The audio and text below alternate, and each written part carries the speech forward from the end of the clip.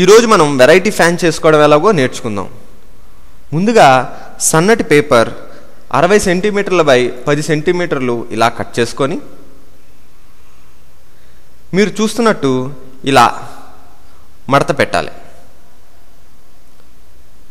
సన్నంగా ఇలా మడత పెట్టిన తర్వాత పేపర్ని ఈ విధంగా విప్పి మీరు చూస్తున్నట్టు ఇలా ఫ్యాన్ ఫోల్డ్ చేయాలి.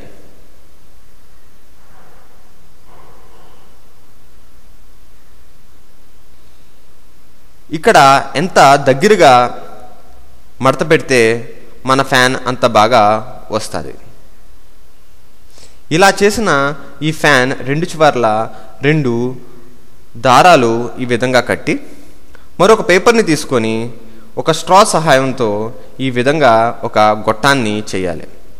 ఇలా చేసిన ఈ గొట్టాన్ని ఒక టేప్తో ఈ విధంగా అతికించి లోపల ఉన్న స్ట్రాని ఇలా తీసి చివరలు ఈ విధంగా కట్ చేయాలి. అదేవిధంగా మరో లావుగా ఉన్న మరో గొట్టాన్ని ఈ విధంగా మనం చేసుకోవాలి. ముందుగా మడత పెట్టిన ఈ ఫ్యాన్ని తీసుకొని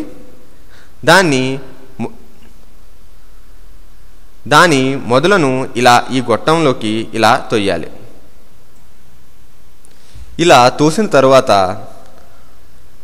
జిగురుతో ఫ్యాన్ని గొట్టాన్ని ఈ విధంగా అతికించాలి.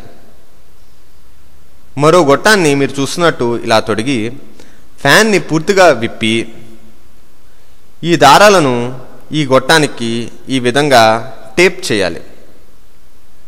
ఈ గొట్టాన్ని ఇలా ముందుకి వెనక్కి ఇలా